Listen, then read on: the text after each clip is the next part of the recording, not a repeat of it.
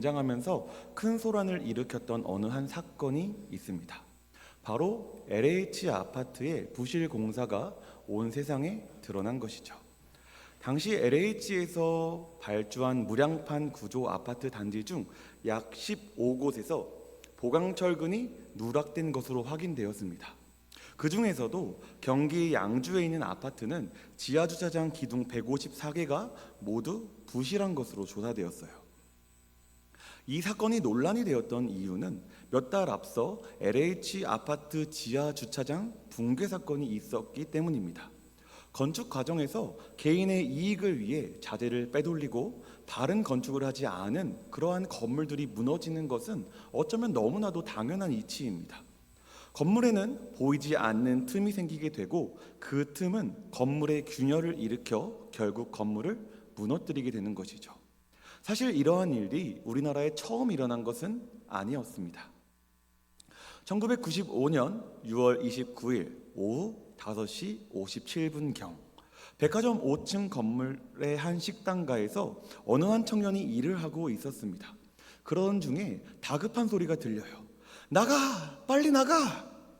그 청년은 등 떠밀려 비상 계단으로 뛰어 내려가게 됩니다.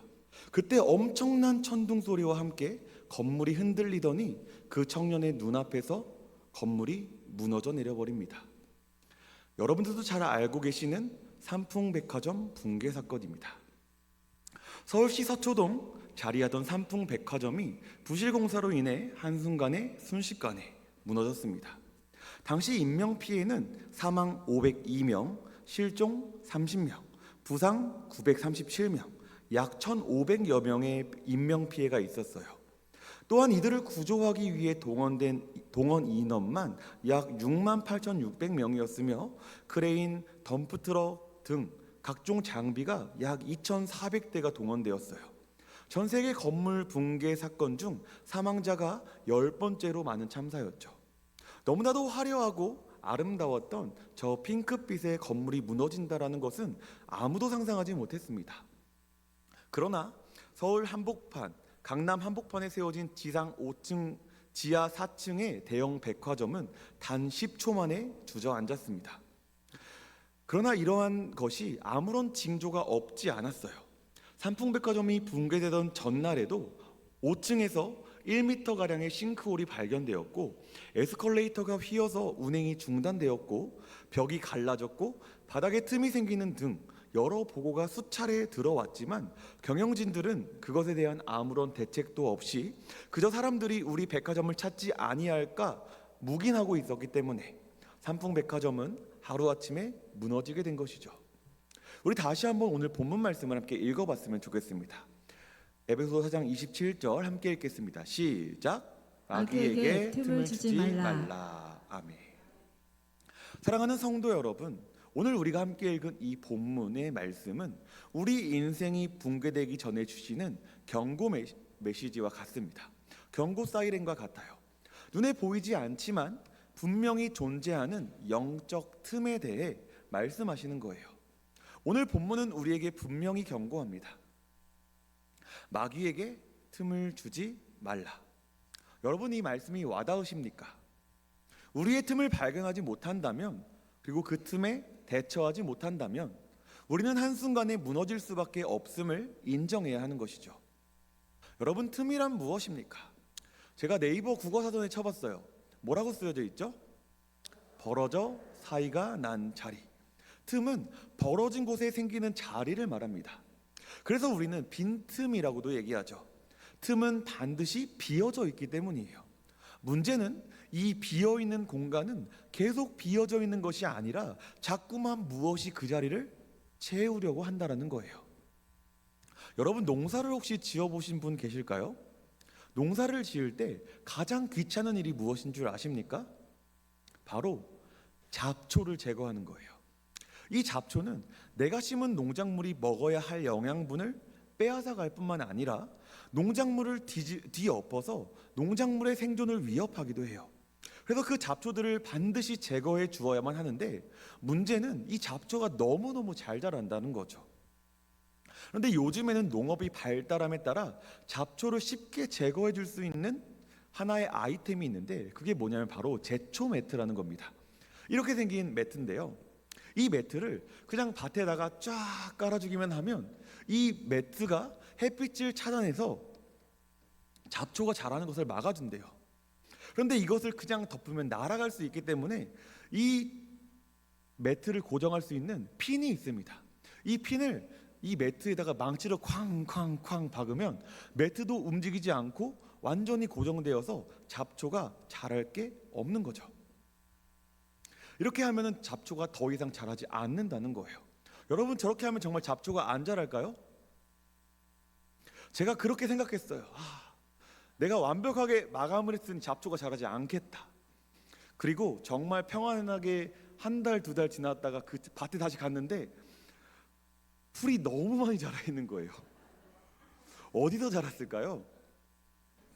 저 핀을 박아놓은 그 빈자리에 조그만 틈이 생겨가지고 풀이 자라나기 시작하는데, 풀이 자라면 자랄수록 그 틈이 점점 넓어지는 거예요.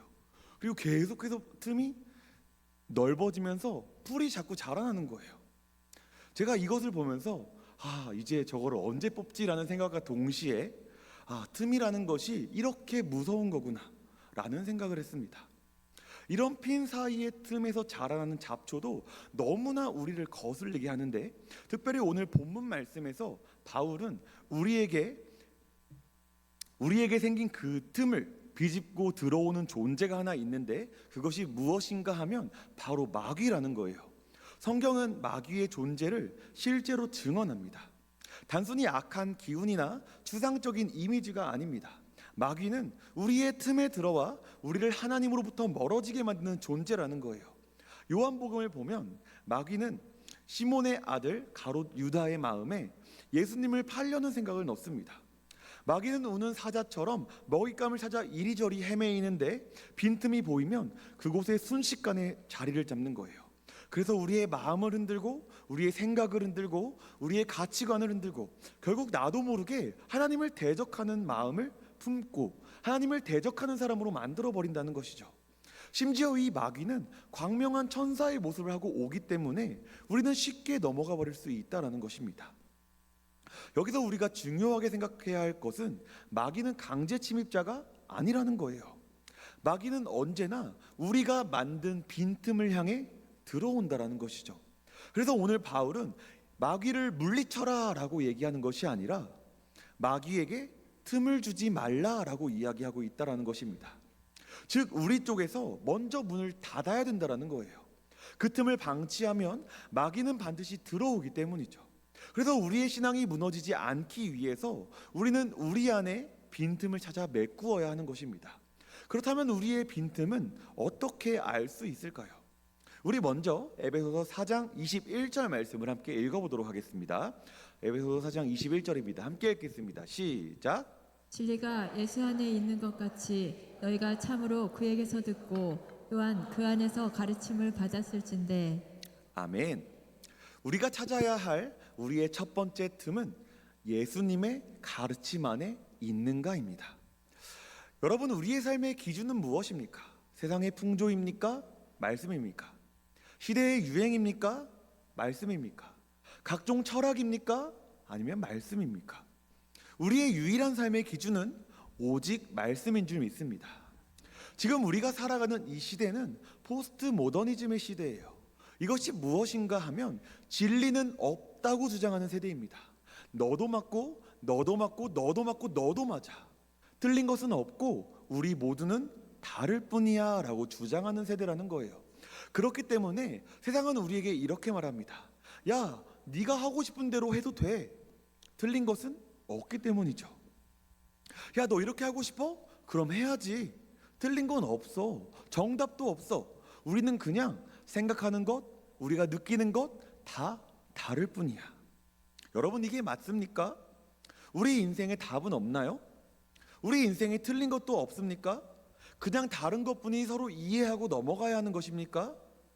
우리는 시대의 가르침 속에 자연스럽게 이러한 사실들을, 이러한 사상들을 받아들이고 있어요. 문제는 그것이 마귀에게 틈을 주고 있다는 것인지를 모르는 채 말이죠. 포스트 모더니즘 사상의 가장 대표적인 모습은 흔들린 성 정체성입니다. 남자와 여자만 있는 것이 아니라 수많은 젠더가 있다고 주장하는 거예요. 앞에 보이는 저 그림 하나가 다 수많은 성들을 이야기하고 있는 그림입니다. 여러분 이해가 가십니까? 우리가 믿고 있는 성은 남성과 여성밖에 없는데 실제로 저 포스트 모더니즘 세대 안에서 저렇게 많은 성이 있다라고 주장하는 거예요. 저것이 실제 미국에서 사용하는 젠더예요. 몇 년 전 시카고의 한 학교에서는 화장실을 이렇게 바꾸었습니다. 앞에 보시면 걸스 플러스, 보이스 플러스, 이렇게 플러스 문자가 써 있는데 내가 생물학적으로 남자라고만 생각하면 남자 화장실에 들어갈 수 있는 거예요. 내가 그냥 내 마음이 여자라고만 여겨진다면 오늘도 여자 화장실을 들어갈 수 있는 거예요. 저기가 어디냐면요, 초등학교예요. 여러분 저게 말이 되십니까? 말도 안 되는 일이죠. 이처럼 포스트 모더니즘의 문제는 사람들로 하여금 자유를 갈망하는 태도로 이끈다는 거예요. 사랑하는 성도 여러분, 인간은 누구나 자유를 갖기 원합니다. 자유롭게 살기를 원해요. 그러나 포스트 모더니즘에서 주어지는 자유는 진정한 자유가 아닌 방종이기 때문에 우리는 경계해야 하는 것입니다. 정해진 규칙도 규율도 모두 뛰어넘어 그저 자신의 자유로운 감정대로 자신이 원하는 대로만 살기를 권면하는 것이 바로 포스트 모더니즘이라는 것입니다. 사람들은 이러한 시대적 외침 속에서 그동안 내가 누리지 못했던 것들을 자유롭게 누리려고만 합니다. 본질적인 가치를 잃어버린 세대가 된 것이죠. 수많은 학생들은 내가 왜 공부를 해야 되는지 반문합니다. 수많은 청년들은 내가 왜 힘들게 돈을 벌어야 하는지 반문합니다. 좀 더 쉬고 싶고 좀 더 놀고 싶고 자유롭게 여행도 다니고 싶고 내 마음대로 내 뜻대로 자꾸만 나에게 주어진 상황을 합리화시키며 세상을 살아가고 있습니다. 포스트 모더니즘은 하나님 중심에서 나 중심으로 사고하도록 만들고 있는 것입니다.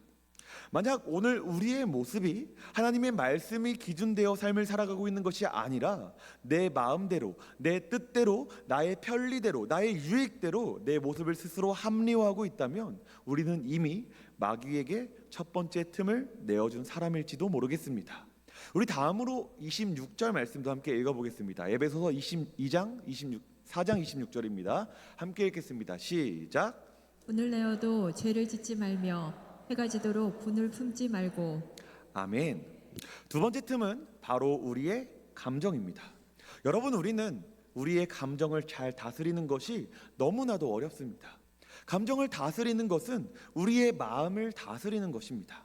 자기의 마음을 제어하지 않는 자는 성읍이 무너지고 성벽이 없는 것과도 같다라고 성경은 우리에게 말씀하고 있죠. 때문에 우리의 마음을 제어하지 못한다면 내 안에 마귀가 쉽게 틈타게 되는 거예요. 특별히 우리는 미워하는 것에 주목해야 합니다. 다툼과 분냄은 성경에서 말하는 큰 죄입니다. 예수님께서는 제자들을 향하여 살인하지 말라는 모세가 받은 그 10계명을 더욱더 확장시켜서 형제를 미워하는 자마다 살인한 자와 같다라고 분명히 말씀하십니다. 그렇기 때문에 예배를 드리러 왔다가도 형제의 마음을 상하게 한 일들이 내 마음속에 생각난다면 예물을 제단 앞에 두고 먼저 가서 형제와 화목하고 그 후에 와서 예물을 드리라고 분명히 말씀하고 있는 거예요. 여러분, 삶을 살아가다 보면 미운 사람들이 얼마나 많이 있습니까? 나에게 안 좋은 말을 하고 안 좋은 행동을 함으로써 우리의 마음을 상하게 하는 자들이 얼마나 많이 있습니까? 그럴 때 우리는 우리의 가족을, 우리의 친구를, 우리의 동료를, 우리 교회 근처 이웃 성도를 미워하죠. 그러나 사탄은 우리의 그 미워하는 감정을 통해 우리로 죄를 짓게 만든다는 사실이에요. 사탄은 우리가 감정에 연약하다는 사실을 너무나도 잘 알고 있습니다. 그것으로 쉽게 죄를 지을 수 있다는 사실도 너무나도 잘 알고 있는 거예요. 그렇기에 우리는 우리의 마음을 지켜야 합니다. 우리 잠언 4장 23절 말씀도 함께 읽어보겠습니다. 함께 읽겠습니다. 시작. 모든 지킬 만한 것 중에 더욱 내 마음을 지키라. 생명의 근원이 이에서 남이니라. 아멘. 오늘 성경은 우리의 생명의 근원이 우리 마음에 달려 있음을 분명히 제시하고 있습니다. 여러분, 만약 우리가 우리의 마음을 지키지 못하고 순간 나의 감정대로, 나의 생각대로 판단하고 행동한다면 우리는 죄를 지을 수밖에 없는 거예요. 그렇다면 우리는 사탄에게 두 번째 틈을 내어주게 될 것입니다. 다음으로 우리 30절 말씀도 함께 읽어보겠습니다. 에베소서 4장 30절입니다. 함께 읽겠습니다. 시작. 하나님의 성령을 근심하게 하지 말라. 그 안에서 너희가 구원의 날까지 인치심을 받았느니라. 아멘. 세 번째로 우리가 지켜야 하는 틈은 바로 합리화입니다. 우리는 합리화의 노예입니다. 너무나 쉽게 에이 그럴 수도 있지 뭐 하고 넘어가곤 하죠. 저 역시도 마찬가지예요. 오늘 하루 동안에도 얼마나 많은 합리화를 하고 있는지 모르겠어요. 어제 늦게까지 중고등부 새생명 축제를 하느라고 너무나도 피곤했는데 제가 오늘 아침에 일어나면서 이런 생각을 했어요. 오늘 조금 늦게는 일어나도 괜찮지 않을까. 결혼 준비도 얼마 안 남아서 할 게 많은데 오늘 기도도 조금, 말씀도 조금 줄여야지. 그러면 안 됐는데 그런 핑계들이 자꾸만 제 안에서 쏟아나는 거예요.